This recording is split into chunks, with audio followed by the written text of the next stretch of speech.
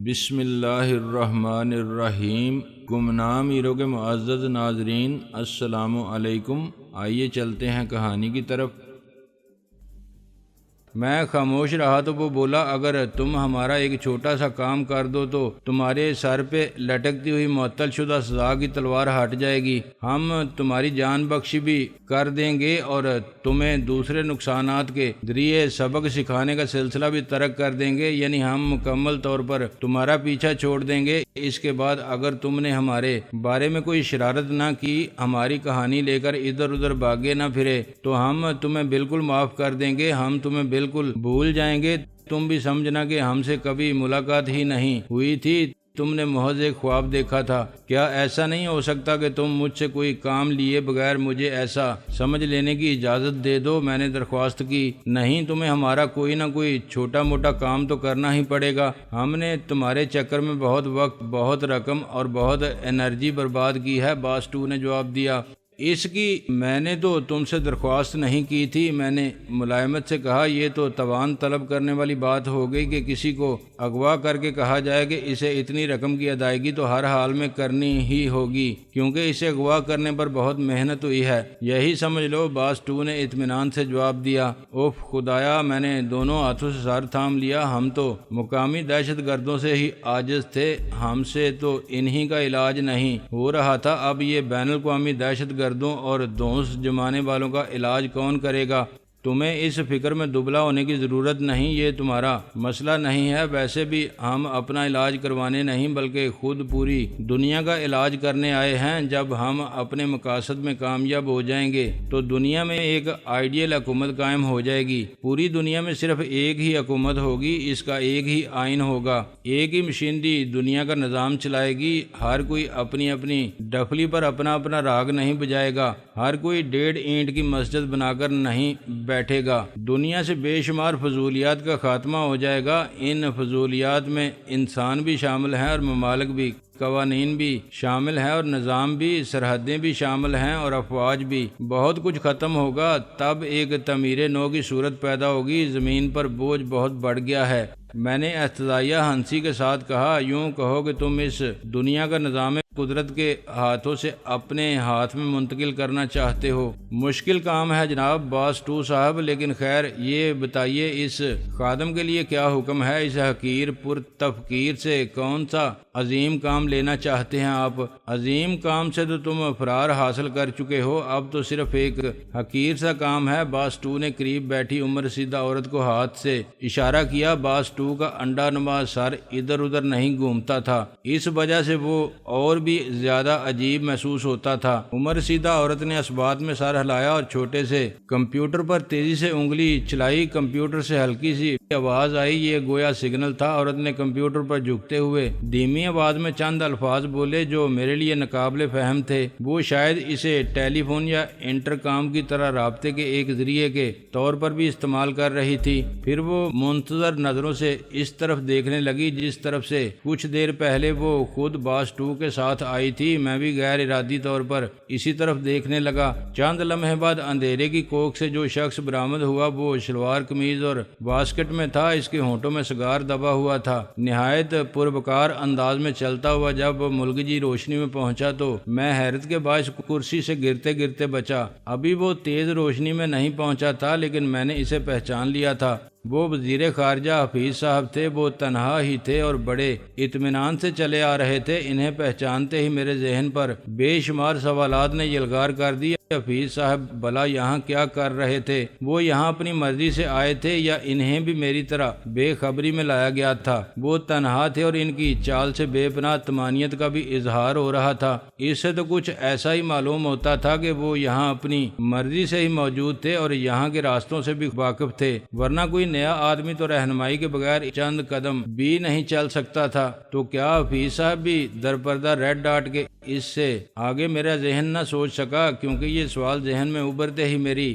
آنکھوں کے سامنے اندھیرا چھانے لگا تھا۔ کانفرنس ٹیبل کے قریب پہنچ کر حفیظ صاحب نے سگار منہ سے نکال لیا اور مؤدبانہ سے انداز میں کھڑے ہو گئے۔ باس 2 نے ایک کرسی کی طرف اشارہ کیا، تب وہ بیٹھے۔ ان جیسے آدمی کا یہ مؤدبانہ انداز میری سمجھ سے بالا تر تھا۔ وہ خاموشی خاموشی سے سر جھکا کر بیٹھ گئے۔ تب میں نے گہری نظر سے ان کا جائزہ لیا۔ مجھے کئی عجیب سی باتوں کا احساس ہوا۔ ایک تو ان کا چہرہ حد سے زیادہ سپاٹ تھا، دوسری ان کی نظر مجھ سے ملی بھی ان کی آنکھوں میں ایک لمحے کے لیے بھی شناسائی کا ہلکا سا شائبہ تک نہیں ابھرا تھا۔ تیسرے وہ سگار گویا محض رسمن پی رہے تھے، سگار کے عادی یا رسیا معلوم نہیں ہوتے تھے۔ میں نے حفیظ صاحب کا بہت قریب سے مشاہدہ کیا تھا، ان کی طرح محبت اور انہماک سے سگار پیتے میں نے کم ہی لوگوں کو دیکھا تھا۔ اس قسم کی چھوٹی چھوٹی خصوصیات انسان کی فطرت ثانیہ بن جاتی ہیں، لیکن انہیں کوئی بہت قریب سے جاننے والا، بہت گہری قوت مشاہدہ رکھنے والا یا پہلے سے ذہن میں شکوک و شبہات رکھنے والا ہی محسوس کر سکتا تھا۔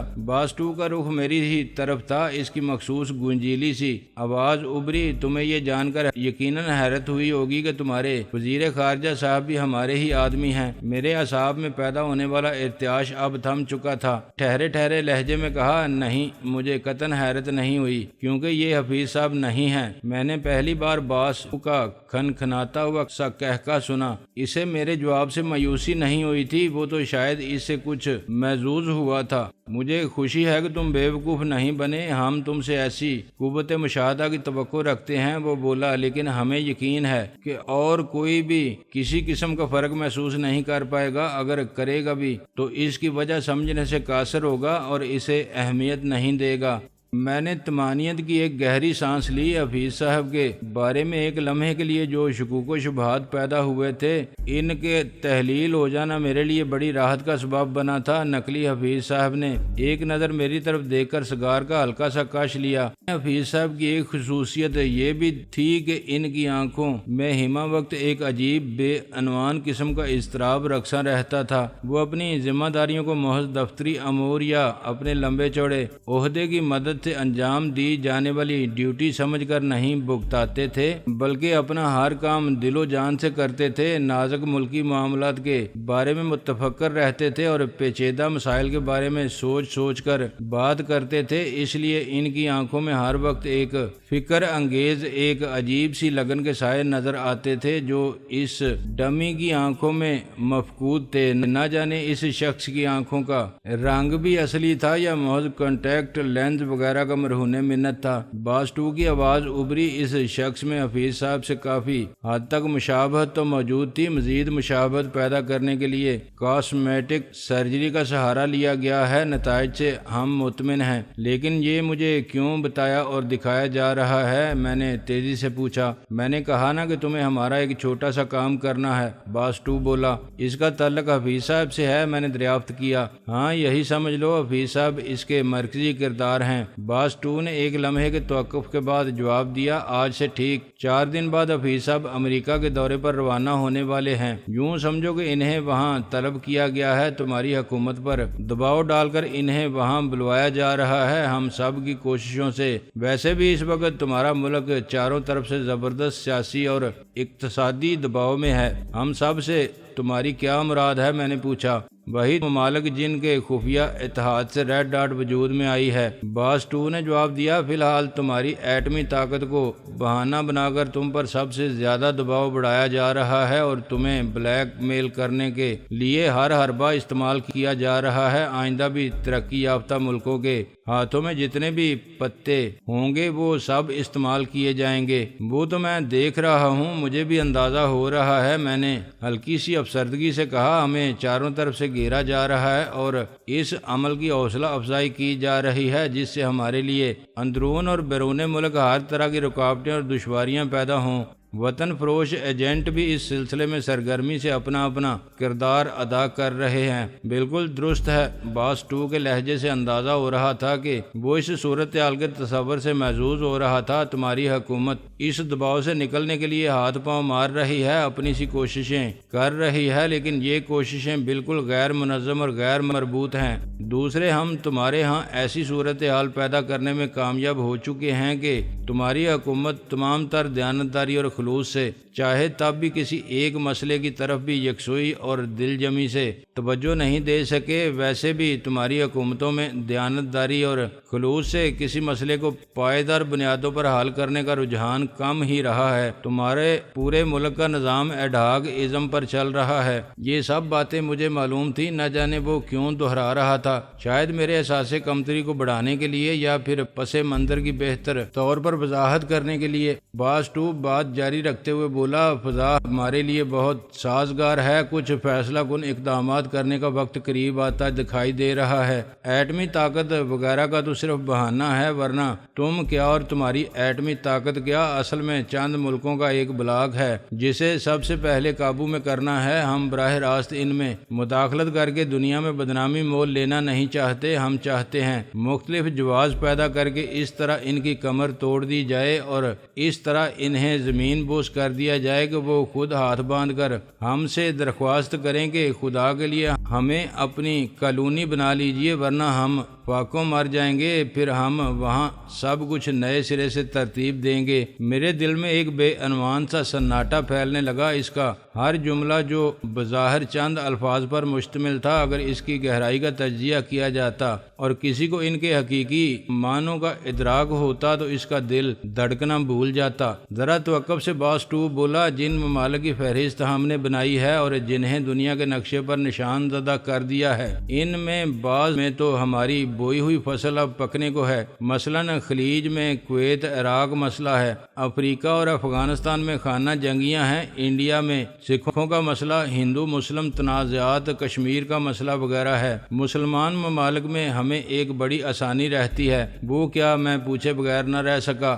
تم لوگوں کو دوسروں سے لڑانا تو پھر بھی ذرا مشکل ہے، لیکن آپس میں لڑانا بہت آسان ہے۔ مختلف تعصبات کی بنا پر لوگ پہلے ہی ایک دوسرے کو بمبوڑنے کے لیے تیار بیٹھے ہوتے ہیں، صرف چنگاری پھینکنے کی دیر ہوتی ہے۔ ہر وقت کسی نہ کسی لا یعنی نظریے یا فلسفے کی بنیاد پر سب کے دل ایک دوسرے کے خلاف بغض و عناد سے لبریز ہوتے ہیں۔ تمہارے مذہب میں اتحاد و اتفاق پر جتنا زور دیا گیا ہے، تم اس سے اتنا ہی دور ہو۔ ایک گلی میں اگر 10 گھر ہوں گے تو وہاں 10 سیاسی، سماجی اور مذہبی نظریے ہوں گے۔ اگر وہ سیاسی اعتبار سے متفق ہوں گے تو ان میں سماجی تضادات موجود ہوں گے۔ اگر سماجی طور پر وہ ایک دوسرے سے قریب ہوں گے تو مذہبی طور پر ان کے دل ایک دوسرے سے دور ہوں گے۔ تمہارے ہاں بڑا واویلا کیا جاتا ہے، دشمن کے ایجنٹوں نے یہ کر دیا، وہ کر دیا۔ اکثر اوقات تو ہمیں تمہارے ہاں کسی ایجنٹ وغیرہ سے کام لینے کی ضرورت ہی نہیں پڑتی، تم تو خود ہی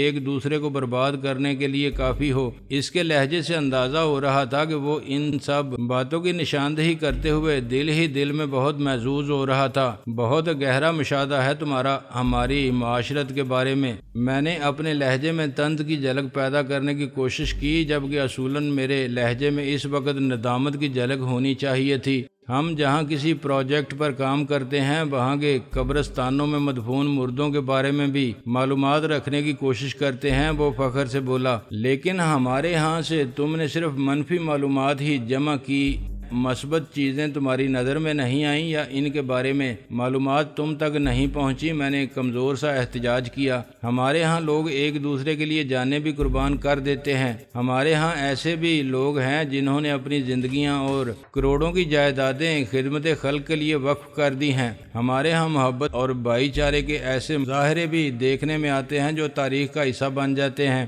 اب یہ باتیں پرانی ہوتی جا رہی ہیں، اگر کچھ ہوتا بھی ہے تو ضرورت سے بہت کم ہوتا ہے اور بے وقت ہوتا ہے۔ بربادی کے بعد دلاسے دیے جاتے ہیں، لہو پینے کے بعد پچھتایا جاتا ہے، ہر چیز راکھ ہو جانے کے بعد آگ بجھانے کی تدبیریں کی جاتی ہیں، بر وقت کچھ نہیں کیا جاتا۔ ان باتوں سے ہمیں اپنے کام میں بڑی آسانی رہتی ہے۔ خیر یہ باتیں تو یوں ہی برسبیل تذکرہ ہو گئیں۔ در حقیقت میں تمہیں حفیظ صاحب کے آئندہ دورہ امریکہ کے بارے میں بتانے لگا تھا۔ وہ ایک لمحے کے لیے خاموش ہو گیا۔ میں نے نقلی حفیظ صاحب کی طرف دیکھا۔ اس بار اس شخص نے مجھ سے نظر نہیں چرائی اور اس کے ہونٹوں پر ایک لمحے کے لیے خفیف سی مسکراہٹ بھی ابھری۔ وہ مقامی ہی معلوم ہوتا تھا، لیکن ریڈ ڈاٹ سے اس کا تعلق شاید بہت گہرا تھا۔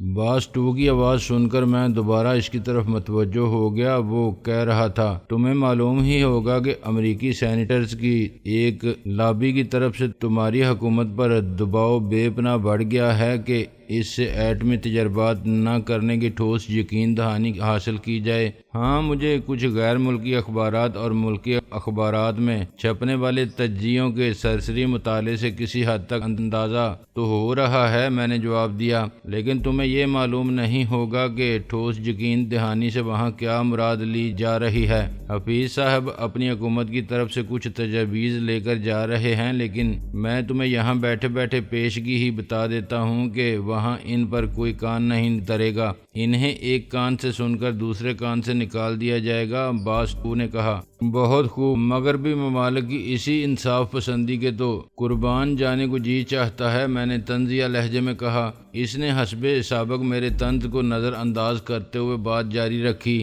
اس کی جگہ خود امریکی حکومت کی طرف سے پہلے طے شدہ ایک دستاویز حفیظ صاحب کے سامنے رکھی جائے گی اور فرمائش کی جائے گی کہ وہ اس پر دستخط کر دیں۔ اس دستاویز کے مندرجات سے بھی تم واقف ہوگے، میں نے خیال ظاہر کیا۔ بے شک میں تمہیں انہی کے بارے میں بتانے لگا تھا، اس نے اطمینان سے جواب دیا۔ میں زیادہ تفصیل میں نہیں جاؤں گا اور نہ ہی سفارتی اصطلاحات میں بات کروں گا، اس طرح بات گڈ مڈ ہو جائے گی۔ مختصراً بس یہ سمجھ لو کہ اس دستاویز میں تمہاری حکومت کی طرف سے اعتراف کیا گیا ہوگا کہ وہ ایٹم بم بنا چکی تھی۔ ان پرامن بقائے باہمی کے کسی بھی سمجھوتے کے تحت اب انہیں تلف کرنے کے لیے تیار ہے۔ اس کے علاوہ وہ امداد دینے والے کسی بھی ملک کے کسی بھی وفد کو کسی بھی وقت اپنی ایٹمی تنصیبات کی خصوصاً کہوٹہ پلانٹ کا نہایت تفصیلی معائنہ کرانے کے لیے تیار ہیں۔ نیز وہ اب تک ہونے والی تمام نیوکلیئر ریسرچ کی کاغذی تفصیلات کی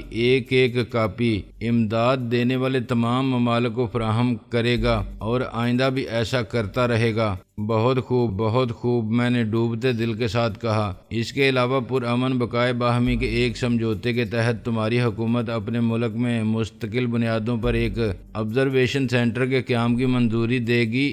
ایک کمیشن اس سینٹر میں کام کرے گا جس میں تمام سپر پاورز اور امداد دینے والے ملکوں کے ایک ایک نمائندے کے علاوہ انڈیا کا بھی ایک نمائندہ شامل ہوگا۔ میں نے محسوس کیا کہ اس کی نادیدہ آنکھیں ایک بار پھر بغور میرا جائزہ لے رہی تھیں۔ اس نے اسی پر بس نہیں کی اور انکشافات کا سلسلہ جاری رکھتے ہوئے کہا، اس کمیشن کو اختیار ہوگا کہ جب بھی چاہے تمہارے تمام ایٹمی تنصیبات اور لیبارٹریوں حتیٰ کہ تمہارے اکلوتے ایٹمی بجلی گھر کا بھی معائنہ کر سکے گا۔ اگر اس کمیشن کو شبہ بھی ہو جائے کہ تمہارے ہاں خفیہ طور پر کوئی معمولی سا ایٹمی تجربہ بھی کیا جا رہا ہے، خواہ وہ کتنا ہی بے ضرر ہو، تو وہ سپر پاورز تمہارے خلاف کسی بھی قسم کی کارروائی کی سفارش کر سکتا ہے۔ تمہارا ملک اسے جارحیت قرار نہیں دے سکے گا۔ بہت خوب، اسے کہتے ہیں عالمی انصاف، میں نے سارا ہلاتے ہوئے کہا۔ ترقی یافتہ ممالک خواہ اپنے ہاں مرغی کے انڈوں کی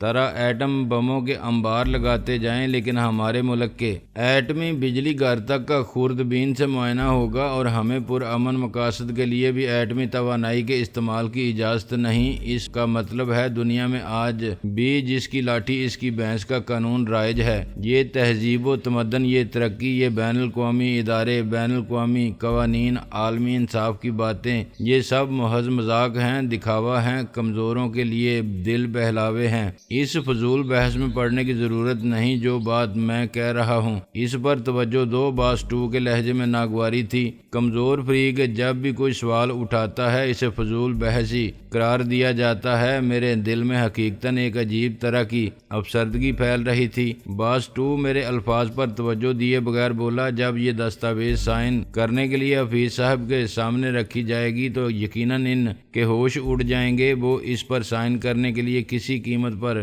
تیار نہیں ہوں گے۔ اگر CIA انہیں ان کے سٹاف اور ان کے وفد سمیت بھی اغوا کر کے کسی دور دراز جزیرے پر لے جائے اور ان کے سینے پر گن رکھ دی جائے، وہ تب بھی اس قسم کا کوئی ایگریمنٹ سائن نہیں کریں گے اور نہ ہی تمہاری حکومت انہیں اس کی اجازت دے گی۔ یقیناً، میں نے کہا، لیکن میں فیصلہ نہ کر سکا کہ یہ میرا یقین تھا یا میری خواہش۔ چنانچہ اس دستاویز پر سائن کرانے کا ہم نے یہی طریقہ سوچا ہے کہ اصل حفیظ صاحب کی جگہ ہمارے ان حفیظ صاحب کو امریکہ بھیجا جائے۔ باز 2 نے نقلی حفیظ صاحب کی طرف اشارہ کیا۔ ان نقلی حفیظ صاحب کا اصل نام کیا ہے؟ میں نے گہری نظر سے اس شخص کی طرف دیکھتے ہوئے پوچھا۔ جواب اس شخص نے خود ہی دیا۔ مسکراتے ہوئے بولا، آپ مجھے عرفان کہہ کر پکار سکتے ہیں، ویسے ضروری نہیں کہ یہ میرا اصلی نام ہو۔ میں اب اپنے اس نئے کردار میں اتنا راچ بس گیا ہوں کہ حفیظ صاحب کے نام سے پکارے جانے پر ہی متوجہ ہوتا ہوں۔